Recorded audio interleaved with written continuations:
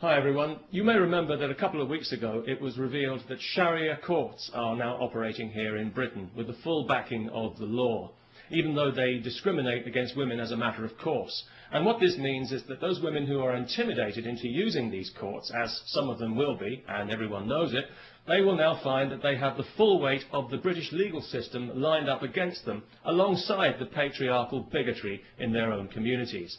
Those women who are cheated out of their just entitlement in these places, as some already have been, will find that they have no recourse to the real law to put things right. In other words, we are now accommodating Saudi Arabian legal principles here in Britain, just as we accommodate their corrupt business practices and their threats against our national security when we try to investigate them.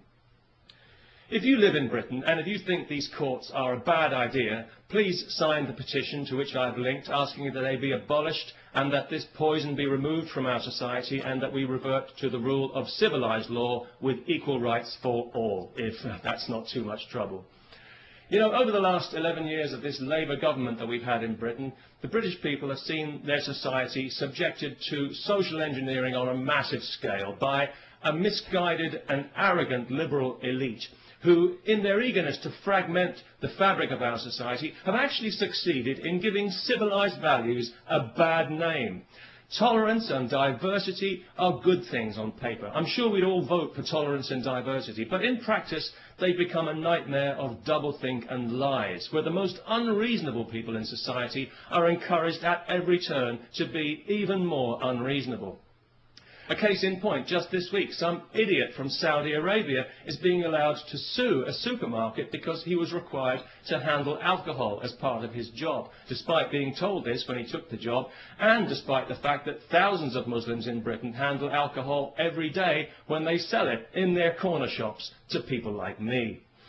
I do find it quite ironic that Islam forbids intoxication when you consider how many Muslims are seemingly so intoxicated by their religion, especially in Saudi Arabia. So it was no surprise to me to hear that this idiot was from Saudi Arabia, because I think we all know that that entire country is mentally ill. The Saudis would have us believe that theirs is the purest form of Islam.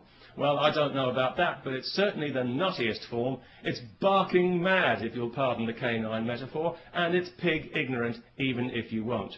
It's got to be just about the nastiest belief system on this faith-obsessed planet, and it's a cowardly one as well, enforced by cowardly men who are afraid of women and whose only language is ultimately violence. They're absolutely pathetic, and history is already laughing at them. If the term human rights means anything in this world, then one day the Saudis will pay out as much in compensation for their abuse of women as the Catholic Church has for its abuse of children. And I'll certainly drink to that. Because I was out earlier today, coincidentally, buying some beer, not because I enjoy beer particularly, but because I know it offends Islam. Although it didn't seem to bother the Muslim shopkeeper I bought it from, maybe he was just being polite. Anyway, as I was leaving the shop with my beer, two women happened to walk past wearing burqas. Nothing too unusual about that, not anymore, not in London anyway, and nobody really paid it much attention, apart from one small child who I overheard describing them to her mother as letterbox ladies, which I thought was actually quite inventive and rather charming. But of course it was also deeply offensive, so we had the child put to death. No, not really.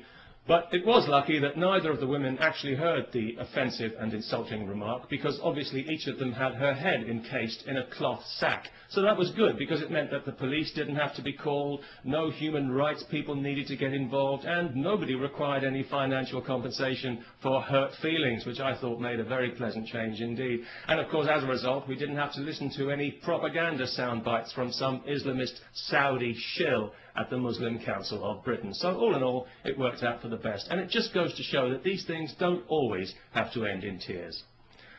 Peace, especially to everyone who remembers to sign the petition.